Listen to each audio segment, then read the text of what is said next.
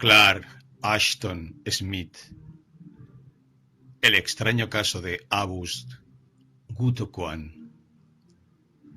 Dame, oh magnánimo y liberal señor de los pobres, exclamó el mendigo.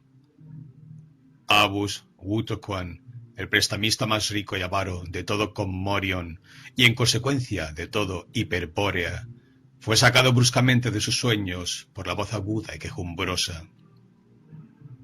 Observó al pedigüeño con mirada airada y poco amistosa.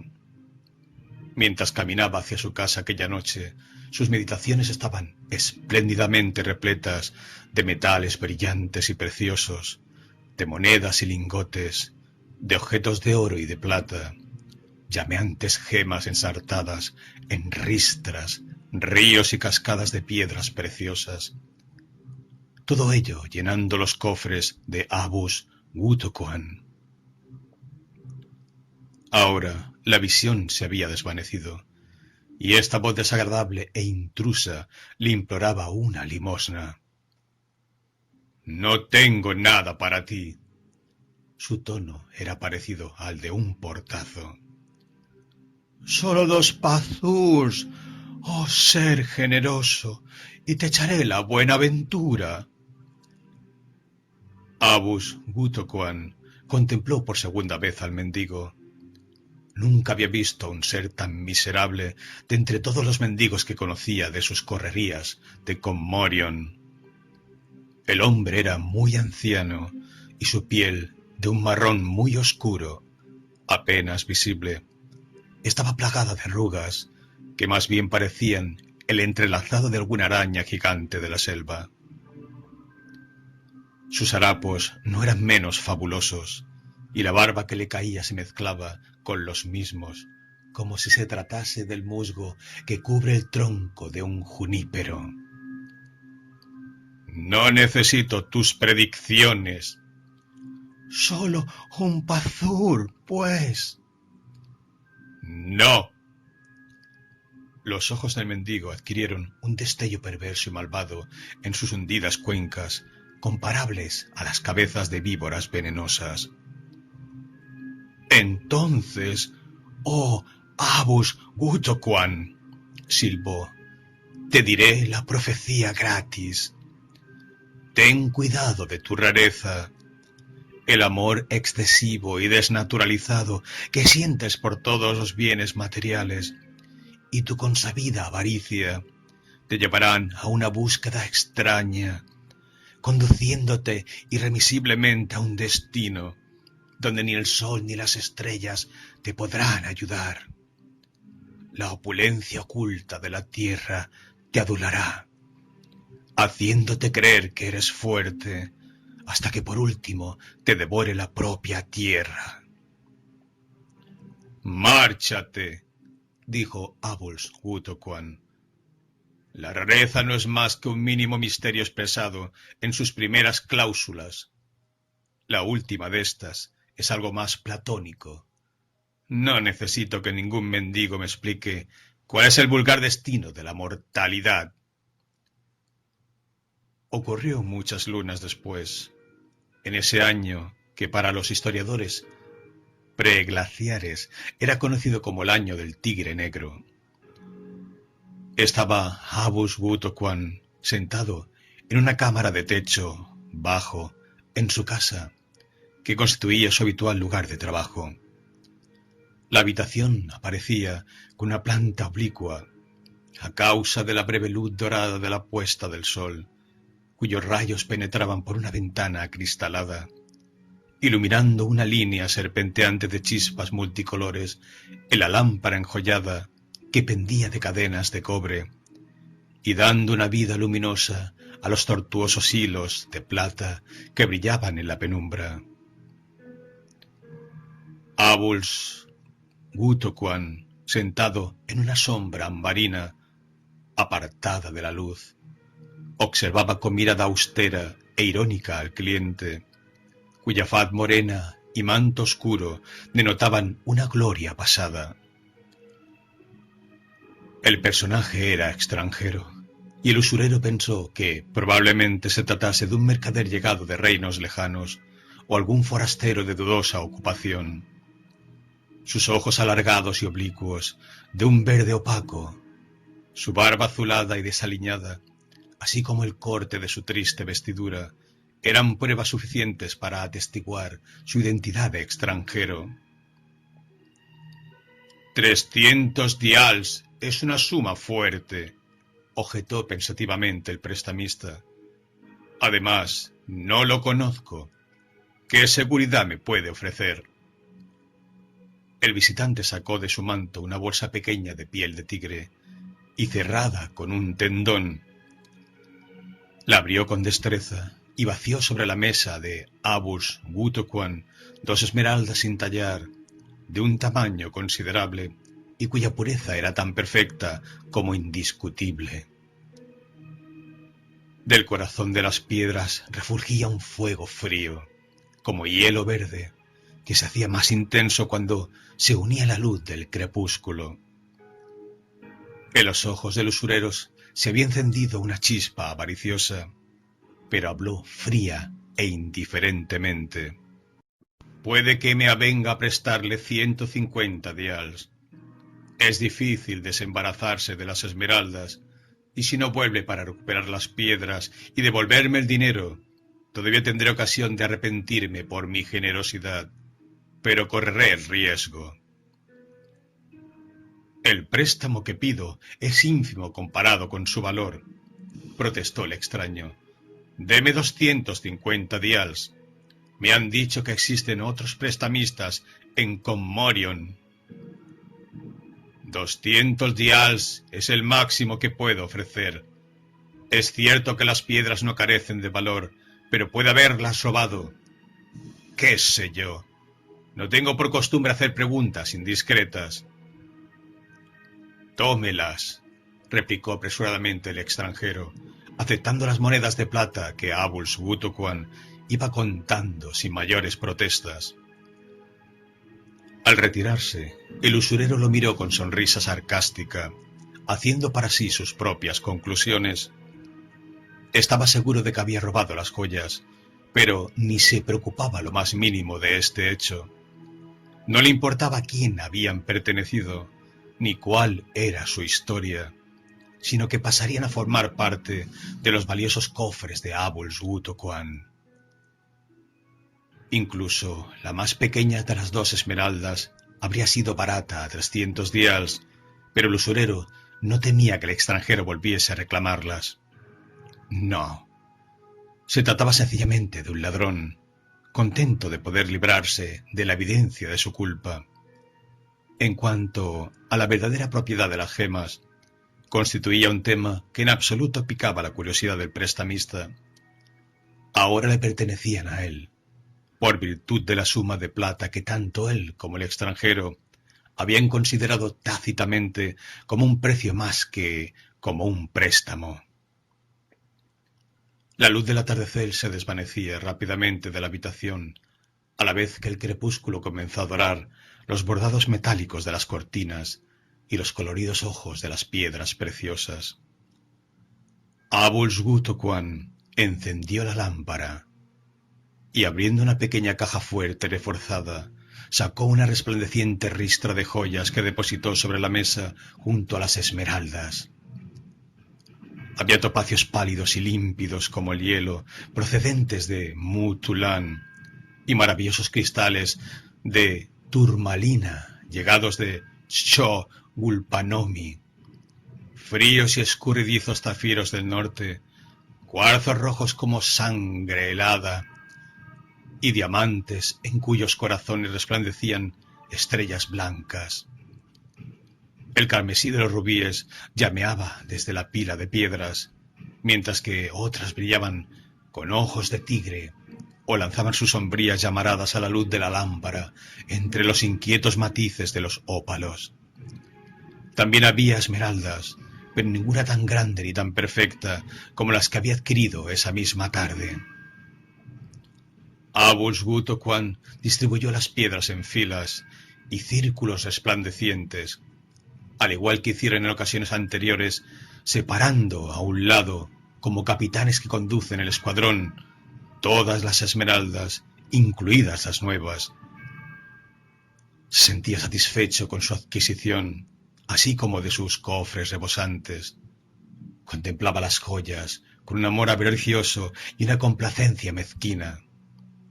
Sus ojos parecían puntos de jaspe incrustados en la cubierta de pergamino ahumado de cualquier libro viejo dedicado a la magia. Pensaba que solo el dinero y las piedras preciosas eran cosas inmutables e imperecederas en un mundo de incesante cambio y fugacidad. Llegado a este punto, sus reflexiones se vieron interrumpidas por un hecho singular. Repentinamente, y sin razón aparente, ya que ni las había tocado siquiera, las dos esmeraldas grandes comenzaron a rodar sobre la mesa de madera de Ogga, alejándose de sus compañeras, y antes de que el sobresaltado prestamista pudiera adelantar la mano para pararlas, desaparecieron por el borde opuesto y cayeron con un amortiguado tintineo sobre el suelo alfombrado. Semejante conducta no solo era excéntrica y peculiar, sino además incomprensible. Pero el usurero se levantó rápidamente con intención de recuperar sus joyas. Rodeó la mesa a tiempo de ver que habían continuado su misterioso rodar y se escapaban por la puerta abierta, semicerrada solamente por el extranjero. Dicha puerta se abría a un patio, el cual, a su vez, daba a las calles de Commorion. Terriblemente alarmado, Abuls Gutoquan estaba más preocupado ante la perspectiva de perder sus esmeraldas que por la misteriosa desaparición de las mismas. Las persiguió con una agilidad de la que muchos se le hubieran creído incapaz, y abriendo la puerta vio cómo las esmeraldas fugitivas rodaban suave y rápidamente a través de las toscas e irregulares piedras del patio. El crepúsculo se convertía en una azulada luz nocturna, pero las joyas despedían destellos fosforescentes que permitían su persecución. Perfectamente visibles en la oscuridad, pasaron a través del portillo abierto que daba a la avenida principal y desaparecieron. Pensó Abuls Gutoquan que las joyas estaban embrujadas, pero no estaba dispuesto a ceder, ni siquiera ante un desconocido embrujamiento, nada por aquello que había pagado la desorbitante suma de 200 tials. Alcanzó la calle Grande Estancadas y se paró el tiempo suficiente para cerciorarse de la dirección tomada por las esmeraldas. La avenida, tenuemente iluminada, estaba casi desierta, ya que a esa hora los dignos ciudadanos de Commorion se hallaban entregados a la consumición de su almuerzo vespertino. Las joyas, alcanzando celeridad en su huida, galopaban hacia la izquierda, en dirección de los suburbios más humildes y de la jungla salvaje que se extendía más allá. Abuls Gutoquan observó que tendría que acelerar considerablemente su paso si quería alcanzar las piedras. Respirando fatigosa, pero valientemente, por el infrecuente ejercicio, reanudó la persecución.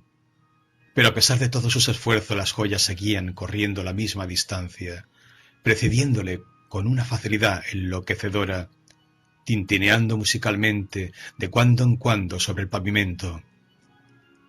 El asombrado y enfurecido usurero comenzó a perder el aliento. Obligado a reducir su carrera, temió perder de vista las gemas. Pero, por extraño que pareciese, se adaptaron a su propio paso, reduciendo a su vez la rapidez y manteniendo siempre la misma distancia.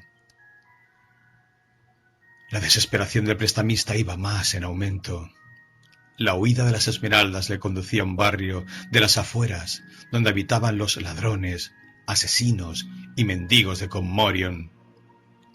Se cruzó con algunos transeúntes de aspecto poco respetable, que contemplaron estupefactos el paso de las piedras, sin hacer ningún esfuerzo para pararlas. Pronto comenzaron a ser más pequeñas las execrables casas por donde pasaba, quedando espacios cada vez más grandes entre las mismas. Al cabo de un rato, solo quedaban algunas chozas dispersas, con luces furtivas que resplandecían en la oscuridad bajo la fronda de altas palmeras. Pero perfectamente visibles aún, y brillando con un resplandor irónico, las joyas huyeron ante él por la oscura carretera. Sin embargo, tenía la sensación de que poco a poco les iba dando alcance. Sus débiles piernas y su cuerpo arrugado se desvanecían de cansancio, pero siguió su carrera empujado por una fe renovada y jadeante de avaricia. Una luna llena, grande y ambarina, apareció por encima de la jungla e iluminó su camino. Ahora con Morion quedaba muy lejos detrás de él, y ya no se veían más cabañas al borde de la solitaria ruta del bosque. Tembló por un instante debido al miedo al aire frío de la noche, pero no cesó la persecución. Se acercaba a las esmeraldas, lenta pero definitivamente, y pensó que pronto las tendría de nuevo en su poder. Tan absorto se encontraba en su extraña caza, que no advirtió que ya no se encontraba en una carretera. En algún momento y en algún lugar, había tomado un camino estrecho que discurría entre árboles monstruosos, cuyo follaje cambiaba el color de la luz de la luna al del mercurio con destellos de ébano. Agazapándose en una actitud amenazante y grotesca, como reptiles gigantes, parecían rodearlo por todas partes, pero el prestamista no se daba cuenta de sus amenazas, ni temía la siniestra soledad del camino, como tampoco el hedor que despedían los árboles a cuyos pies parecían existir charcas invisibles. Cada vez se encontraba más cerca de las piedras, hasta que de repente se pusieron rápidamente fuera de su alcance, volviéndose a mirarle como si fueran dos ojos verdes y brillantes, atractivos e irónicos. Entonces, cuando estaba a punto de abalanzarse en último y supremo esfuerzo por coger las esmeraldas, éstas se desvanecieron bruscamente, como si se las hubieran tragado las sombras del bosque, que, como serpientes pitón, jalonaban el camino iluminado por la luna. Intrigado y desconcertado, Abus Wutoquan se paró y registró asombrado el lugar por donde habían desaparecido. Vio que el sendero terminaba en la boca de una cueva que se abría en el silencio y en la oscuridad ante él, conduciendo sin duda a profundidades subterráneas desconocidas. Parecía una caverna poco recomendable, dentada con piedras picudas y barbada con hierbas extrañas. Abus Wutoquan hubiera dado mucho antes de entrar, de haber ocurrido en otras circunstancias, pero en ese momento solo sentía el impulso del fervor, de la persecución y el acicate de la avaricia. La caverna, que se había tragado sus esmeraldas, consistía en una rampa inclinada que descendía suavemente hacia la oscuridad. Era larga y estrecha y resbaladiza, pero el prestamista se animó al distinguir en la lejanía las joyas relucientes, que parecían flotar más abajo, en plena oscuridad, como si iluminasen su camino. Después de la rampa llegaron a un corredor nivelado y tortuoso, donde Abus Wutoquan casi da alcance a su huidiza propiedad, renaciendo la esperanza en su pecho anhelante. Casi podía tocar las esmeraldas, cuando, con una rapidez asombrosa, se escurrieron de sus garras perdiéndose por un ángulo brusco del corredor. Al intentar seguirlas, no pudo moverse, como si se lo impidiese una mano irresistible. Durante unos instantes quedó cegado por la luz pálida y azulada y misteriosa que se desprendía del techo y paredes, pero pronto la ceguera se convirtió en deslumbramiento ante el esplendor multicolor que llameaba y relucía y destellaba y chispeaba a sus propios pies. Se hallaba sobre una estrecha losa de piedra, y toda la cámara ante él, llegando casi hasta el nivel de la losa sobre la que se encontraba, estaba llena de joyas como si fuera un granero lleno de grano, como si todos los rubíes, ópalos, beriles, diamantes, amatistas, esmeraldas, crisólitos y zafiros del mundo hubieran sido reunidos para arrojarlos a un inmenso pozo. Creyó ver sus propias esmeraldas descansando tranquilamente en un montón cercano a la gran masa, pero había tantas otras del mismo tamaño y pureza que no podía estar seguro.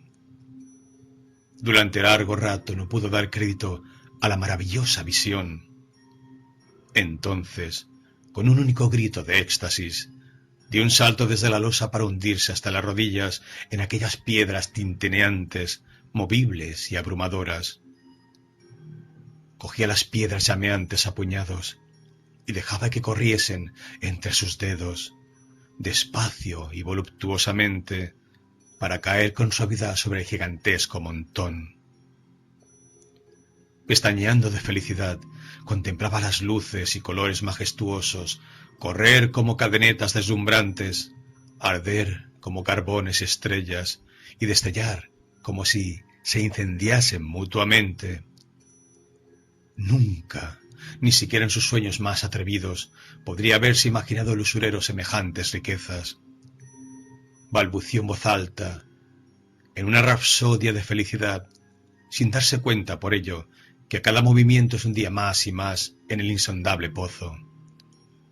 Las joyas le llegaban más arriba de la rodilla, y hasta que no presionaron sus flácidos muslos, tan poseído estaba por su propia avaricia, que no advirtió ningún peligro. Entonces, alarmado por el hecho de que se hundía en la recién descubierta riqueza, como si fuera arena movediza, intentó salir y volver a la losa de piedra. Todo fue en vano, pues las piedras cedieron bajo sus pies, y no sólo no avanzaba, sino que seguía hundiéndose, hasta que la montaña movible le llegó hasta la cintura. El miedo comenzó a invadir a Abuls Wutoquan, dentro de la ironía intolerable de su situación. Gritó, y a modo de respuesta recibió una carcajada estruendosa y perversa desde las profundidades de la caverna. Retorciendo el cuello con un esfuerzo doloroso para poder escudriñar por encima de su hombro, vio un ser de lo más peculiar, agazapado en una especie de estantería por encima del pozo de joyas. Dicho ser era deforme y repugnante, y distaba mucho de ser humano. No se parecía a ningún animal, ni a ninguno de los dioses o demonios conocidos en Hiperbórea. Además, su aspecto no ayudaba a disminuir la alarma y el pánico del prestamista, ya que era grande y pálido y achaparrado, con cara de sapo, cuerpo hinchado y numerosas aletas o apéndices. Reposaba tendido sobre la estantería, dejando caer su cabeza sin barbilla y con una enorme boca por encima del pozo, contemplando oblicuamente con ojos fríos y sin párpados a Abuls Wutoquan. Tampoco se tranquilizó el usurero cuando comenzó a hablar en un tono grueso y desagradable, como si fuera el ruido de cadáveres bullendo en la olla de un mago. «Ah, pero ¿a quién tenemos aquí?», dijo. «Por el altar negro de Satuogua, pero si es un gordo prestamista, pataleando en mis joyas como un cerdo en la cochiquera». «¡Ayúdame!», gritó Abuls Wutoquan. «¿No ves que me estoy hundiendo?». Y el ser volvió a carcajearse vulgarmente. «Sí, ya veo tu situación, desde luego. ¿Y qué haces aquí?». «Vine en busca de mis esmeraldas, 2 piedras maravillosas sin defecto alguno, por las que acabo de pagar la suma de 200 dials». «¿Tus esmeraldas?», dijo el ser. «Mucho me temo que debo contradecirte. Las joyas me pertenecen. Me fueron robadas hace tiempo de esta cueva, en la que, desde hace muchos siglos, reúno y guardo mi riqueza subterránea». El ladrón se asustó cuando me vio y lo dejé partir. Solo había tomado las 2 esmeraldas, y yo sabía que éstas volverían a mí como lo hacen todas mis joyas cuando yo las llamo. El ladrón era delgado y huesudo, e hice bien en dejarlo marchar, pues ahora, en su lugar, tengo un usurero gordo y bien alimentado. Preso de un temor creciente, Gutocuan no pudo comprender estas palabras ni captar su significado. Poco a poco se había hundido cada vez más en la pila movediza, mientras las piedras verdes, amarillas, rojas y violáceas brillaban triunfales en su pecho y tintineaban bajo sus brazos. ¡Socorro! ¡Socorro! suplicó. ¡Me ahogarán! Sonriendo sarcásticamente y enseñando la punta de una lengua blanca y gruesa, el extraño ser se deslizó de la estantería con la facilidad de un reptil y, extendiendo su cuerpo plano por las piedras preciosas en las que se hundió, se situó de forma que podía alcanzar al usurero con sus miembros de pulpo. Lo rescató con un gesto de increíble rapidez. Entonces, sin pausa, ni preámbulos, ni más comentarios, comenzó a devorarlo tranquila y metódicamente.